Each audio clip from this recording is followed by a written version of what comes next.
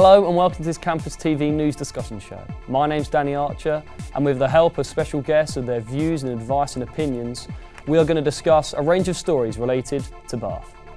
The three stories this week include the proposed changes to the term structure here at Bath University. Secondly, the Labour Party's possible promise to reduce tuition fees to £6,000 a year, which has been met with severe criticism by the University of Bath's Pro-Vice Chancellor Glynis Breakwell.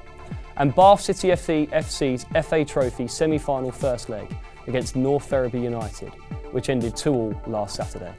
Let's take a look at these stories. Proposed changes to the structure of the academic year has provoked strong opposition across the university. More than 2,000 students have signed an online petition to stick with the current shape of the academic year. Proposed changes include removing the January assessment period and therefore lengthening the summer exam period. Teaching periods would remain the same, and the lengths of Christmas and Easter vacations would be increased.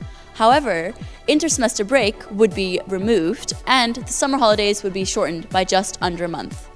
Those in favour of the changes believe that this change would reduce pressure on lecturers and benefit students as well, allowing them to use transferable skills between all the year modules. As shown by the e-petition, students' opposition is incredibly high. Following this general student discontent, the SU Education Officer, Paul Goodstad, stated that the SU would ensure that the student voice is being listened to. A number of university vice-chancellors, including the University of Bath's Dame Glynis Breakwell, have raised concerns over the recent proposal by Ed Miliband to reduce the current tuition fees. The Labour Party leader proposes to cut the cap to £6,000, although this is yet to be officially backed by the party. The higher education advocacy group, Universities UK, suggests that a cap without any additional funding could create instability for university finances. Having been already affected by a loss in grants from the National Funding Council, some universities feel that this move would risk the quality of education for all. A University of Bath spokesperson, as quoted by Bath Impact, has said that a proposal to cut the fee cap does not help poorer students and risk the quality of education for all. Bath City produced a stirring second-half comeback to draw their FA Trophy semi-final first leg 2-2 against North Ferriby at Twerton Park on Saturday. After overcoming conference side Dover Athletic in a quarter-final replay, 1,730 people attended the semi-final in Bath and were not disappointed by a thoroughly entertaining contest. In a somewhat nervy first half, both sides failed to take the initiative, with Bath striker Dean Pratt missing a glorious opportunity, heading wide from just 5 yards out. Bath rued the miss when excellent work from North Ferriby's St Kitts and Nevis international, Jason St Just, forced City defender Dame Ball to deflect the ball into his own net, which gave the away side a 1-0 lead at half-time. After the break, St Just doubled North Ferriby's lead, with a composed finish past goalkeeper Jason Mellor, highlighting his class. However, Bath showed their battling characteristics and got back into the game when they were awarded a contentious penalty in the 61st minute, when Dave Pratt was judged to have been fouled in the penalty area. Pratt dusted himself down and duly rifled the penalty into the net, making the score 2-1. With newfound confidence, hopes of a Bath equaliser were realised when substitute Nick Makuti unleashed a devastating, dipping volley in the 85th minute, which went in off the underside of the bar, sparking frenzied celebrations in the stadium. Despite a late push by Bath for a winner, a breathless match ended 2-2. Bath must now make the long trip up to Yorkshire on Saturday for the second leg of the tie, with a cup final at Wembley awaiting the winner on the 29th of March. First of all, I'd like to welcome my guest today, Ben Butcher, the Deputy Editor-in-Chief of Bath Impact, Liv Howes, the Student Media General Election Coordinator, and Michael Powell, Sports Editor for Bath Impact. So the topics we're going to be discussing today include the proposed changes to the term structure here at Bath University, the decision by the Labour Party possibly to reduce tuition fees to £6,000 if elected, and the uproar this has caused, and Bath City's FA Trophy semi-final first leg draw with North Ferriby. So firstly, Ben, I'll come to you. Let's start with the proposed changes to the term structure. Can you just outline for us the proposed changes and what this will mean for students? Well, currently the assessment process at the University of Bath is split into two main blocks. The first one being at the end of January, and the second one being close to the summer holidays. The changes will shift most of the exams and assessment towards the end of the summer term, splitting us into a 3-term assessment period. So the shift will effectively see all exams done at the end of the summer term, with various different types of assessment being brought up throughout the year. There'll be more in-class tests, there'll be more coursework done. Of course, this will vary from degree programme to degree programme, but in general, exams will be moved to the end of the year. That's the main change that will happen. And do you see all the exams moved into the year? So say you've done a topic 5 months before, would that not be an issue? You've got to go back and revise that again? Well, currently that's the biggest complaint being said, is that there's going to be a lot of stress associated with studying and doing exams on topics which you've studied effectively 3 months, 5 months beforehand. But the idea behind the university's proposal is that the linkage between each programme will be greater. So a module which you do in the first semester will be linked more closely to a module you do in the second semester, improving your understanding and, well, the knowledge surrounding that particular topic. And if we come to you all here, what do you all personally think of this? So Michael, why don't we start with you about the pro-term structure change? I mean, my initial thought on this was I was disappointed. I quite like the way the structure is at the moment. But then when I think about it more, it was a similar way to what I did in school. You did topics at the year, topics at the start, you then assessed on at the end. I think, like Ben said, it varies a lot on degree programme. So I do maths and physics. It's basically all exam based. I have very little coursework. So if the plan is to do more coursework throughout the year, it's obviously going to change the degree structure a lot. And it's hard to know whether that will be a benefit or will actually cause more problems for students. Liv, your thoughts on this? I think that it's not necessarily a good thing. I think, especially coming from politics and international relations point of view, which is the degree that I do, where we have a mixture of coursework and exams, I think then placing all of the exams at the end of the year, yes, you get more time to do coursework throughout the year and you don't have to balance it with exams being in January and also again in May. But I think the problem is that if you then move it more towards everything going towards the end of the year, it's hard to see how that can bring about a benefit, because in things like politics and IR, where it's very much theory-based and it's a lot of information to take in at once and it's not necessarily set on set facts, that would be a lot of work in a very short space of time. I think it's also important to say that students are always going to have a relative amount of egoism surrounding this. They're going to have it very much from the student perspective. It's going to be stressful. I'm going to have short holidays, so it's going to be less time to do summer internships, because effectively the summer holiday will be shortened. But the university's proposal comes from a very obvious place. The university needs money from research. Currently they get about £30 million worth of income from research projects. By moving the blocks into 3 separate holidays, that will increase the amount of time the university has to do research projects. Currently they only have the summer to do that. And so there has to be some kind of balance between what the students want and what effectively the university needs. Well, there has also been some discussion from the student union. So Jordan Kenny has had a meeting recently on Friday about the discussions. They're meeting with senior executives. I mean, is that a big thing for the students? I mean, the student union are supporting, not supporting this proposal. It's important to note that Jordan at the moment isn't 100%, and the SU isn't 100% against the proposed ideas. What they're against is the way in which the university dealt with the consultation period. It was launched in the middle of exams when students were a little bit distracted, and in the first few weeks of the semester when students are getting their grip on the semester coming ahead. I think that the SU should stand up and say there should be more louder effort from the university to talk to students, rather than maybe hiding it behind what was a very busy period for students. So are we looking for meetings with students in this way, would you say? Is that a good way to start? I think that the academic reps, each department has academic reps for each course. They will now play a very important role in going to each individual who wants to talk about it, getting their ideas together, and again, making sure that those ideas are genuinely based on fact, rather than annoyance about maybe missing a skiing holiday or something. Yeah. And making those into productive ideas which the university can benefit from. Okay. The second story we're looking at this week is the proposed policy by Labour, which we're not sure it's going to be implemented in their manifesto, but it's a decision to possibly reduce tuition fees to £6,000 for students. Now, Glynis Breakwell, the university's Vice Chancellor, came out and said this would lower teaching standards. It would not be a good move. Ben, you wrote a story on this in Bath Impact. Can you just give us a bit of an idea of what's been going on recently here? The university has a very apolitical position when it comes to things like tuition fees. The only idea surrounding it is that they need a certain amount of income for each student who goes to university here, whether that comes from funding from the government, or whether that comes from tuition fees. And that's kind of been what's changed in the last few years. Labour's proposal, which will be, I think it's being announced on Thursday, Friday, is to reduce the 9,000p tuition fees to £6,000, maybe in a way to woo the youth vote, which is increasingly becoming important and kind of split. And Labour's lost a little bit of ground of them with the rise of the Greens recently, so reducing tuition fees might be a way of doing that. The university, however, has come out in a letter signed of a lot of other universities across the UK saying that they would be against the idea because it would create a £10 billion gap in funding between what they need and what they have. Okay, so Liv, if we talk about the Labour Party, is this, as Ben says, just to woo young voters? Would you say is the idea here?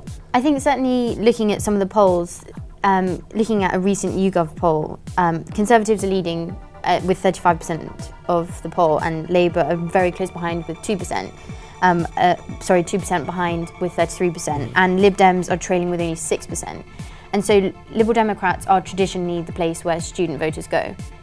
They appeal to them, they're very central, you know, they appeal to all the sort of things that would typically appeal to student voters, as in tuition fees, increasing tax threshold, all that kind of thing.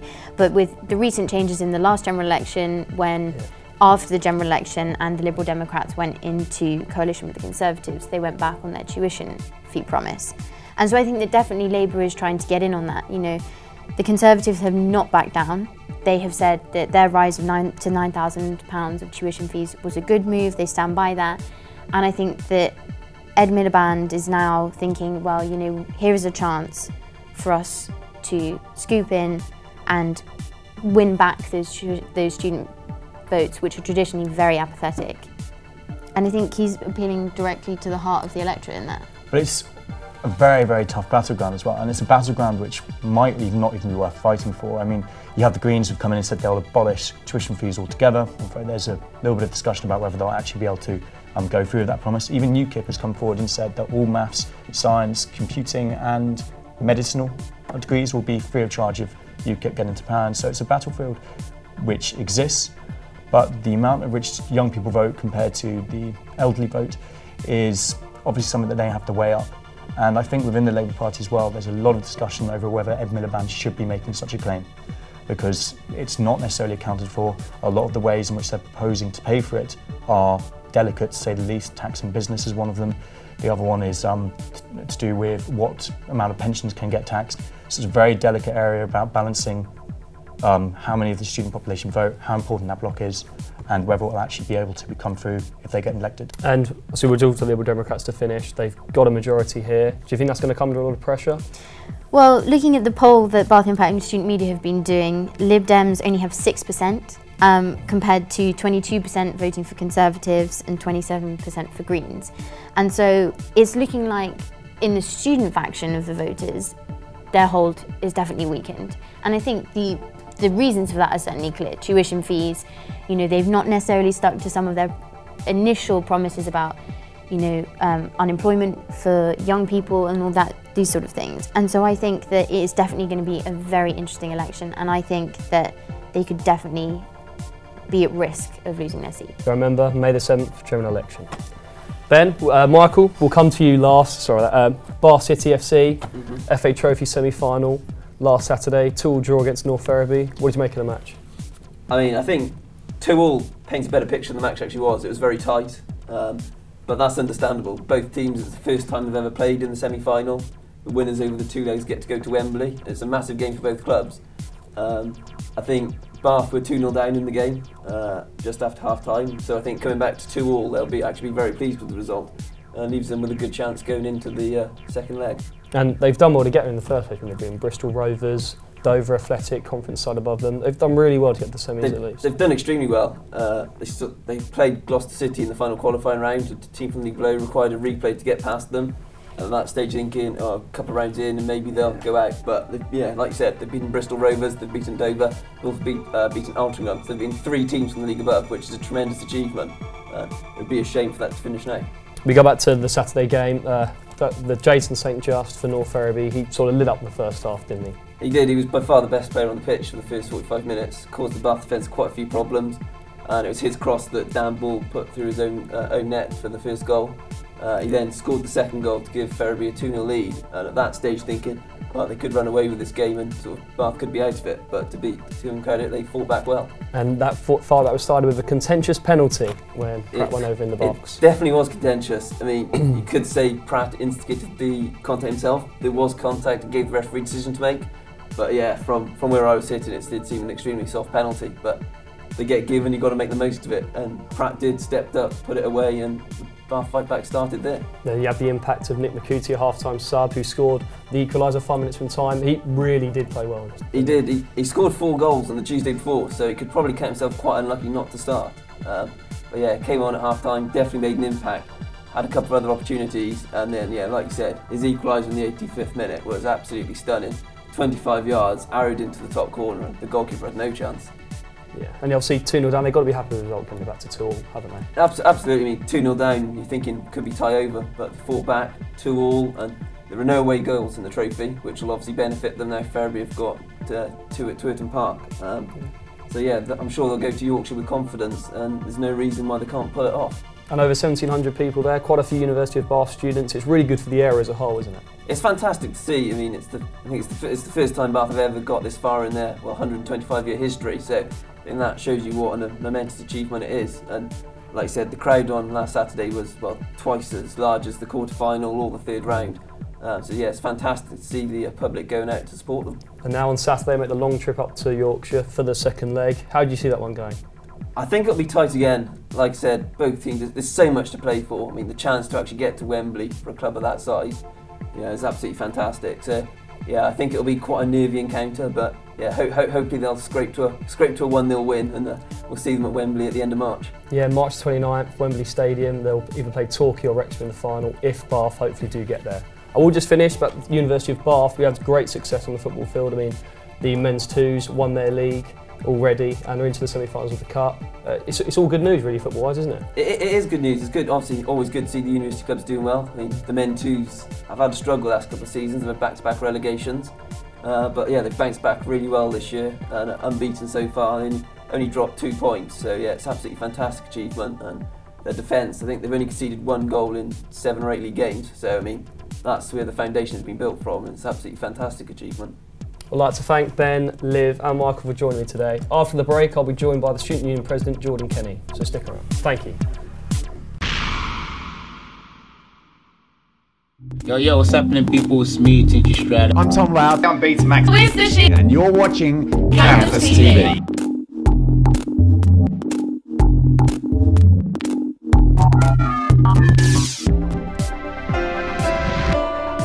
I've now been joined by the Student Union President, Jordan Kenny. We're going to start off by talking about the proposed changes to the term structure at the university.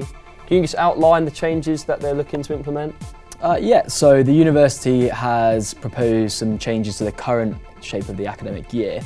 Now they've given one model, although they say they are not tied to that model specifically. Okay. The current model that we operate is 2 semesters of 11 weeks with 2 clear examination periods at the end of each, one which sits in January and one which sits in May. The proposed change looks like going to 3 term-based, 3 terms, and that consists of 2 11-week teaching terms and 1 5 to 8 week assessment period. The university, as I mentioned, aren't completely tied to it and are quite open to suggestions. However, there are some issues around how that's being communicated. And also they talk about the placements and internships, so in the summer might give more chances for internships, but when you look at the year-long placement, is that where a bit of an issue lies? People are saying you might struggle to the year-long placement? There is feedback on that. I think it's worth mentioning that a lot of institutions use the proposed structure, so certainly placements will still work. I think the issue itself will come about during that transition phase from one year to the next, so when the actual movement happens. It may mean different start times, and that may annoy some companies that we have established relationships with, but actually the relationships are established because we're a high quality institution that produces high quality placement students and graduates, and institutions such as ourselves don't come along very often.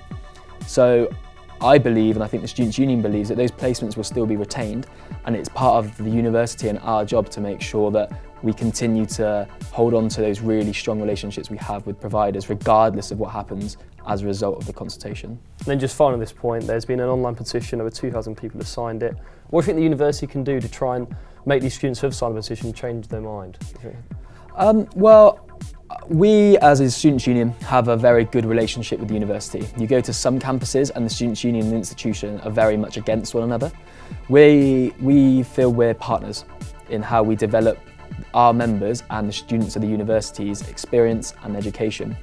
So I think going forward, what we're establishing with the university is a rapport where I've spoken with the Pro-Vice Chancellor of Learning and Teaching and the Director of the Registry, Head of Registry, John Harris. And what we're looking at is ensuring that they do acknowledge everything that's come from the Students' Union and from the student body. Now, what they're going to do, I can't preempt. There is a meeting that myself, the Education Officer and a member of staff from the Students' Union attend tomorrow, an informal meeting to discuss with the Pro-VC for Learning and Teaching what we think would be some sensible steps forward in ensuring that the student body understand that their opinions have been taken on board. And I honestly think right now it would be quite a bold decision from the university to jump in and make any changes without at least going to the student body and explaining some of the issues that they come forward with and how they might be positively or negatively affected by the change. Also, you have a quick word about the Labour proposed policy about changing tuition fees to £6,000. Obviously isn't confirmed yet, might be Thursday, Friday, we're not sure yet. But the university, obviously grants are a big issue here. I mean, the 30 million worth of grants, so you could explain a bit more about that and the tuition fees, the problems that could happen. Yes, tuition fees are something that are going to get students to vote at this general election. Considering where we came from in the previous general election, I think that there is no solution to the tuition fee argument. I think actually all students are aware of that. Now, the current structure of £9,000 looks like the government centrally will lose money because not enough students will be repaying that £9,000 loan. The Labour Party's £6,000 proposals for tuition fees open up a similar can of worms. That additional money to the university will come from the taxpayer, so it will still be topped up to £9,000 or actually whatever it is the university receive.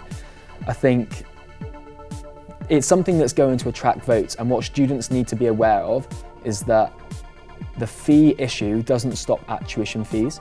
Actually, the fee issue that affects students on the ground are things in Bath like rent prices, like the cost of transport, the cost of actually living.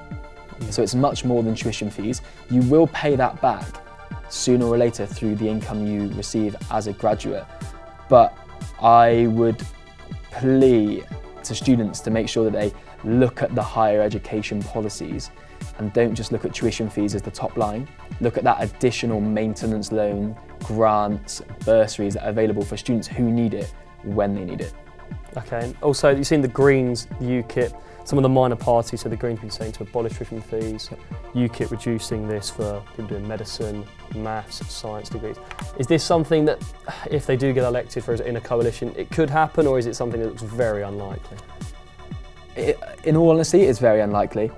We, as a Students' Union, have a stance that education should be a right and not a privilege, and that has seen itself manifest across protests across the country, marches here in Bath, and tuition fees are a barrier, and they do create a privileged barrier. However, I think we need to be realistic about what we're aiming for here from our central government, and having a party either in power or in minority power or in a coalition could be beneficial if they're looking for zero tuition fee costs, if they base it on the right that education should be that right. To go out and expect students to not be paying tuition fees or for certain courses to be reduced in price, I think is outrageous, and I honestly don't think it's going to happen. I'd like to thank Jordan Kenny for his time, and this concludes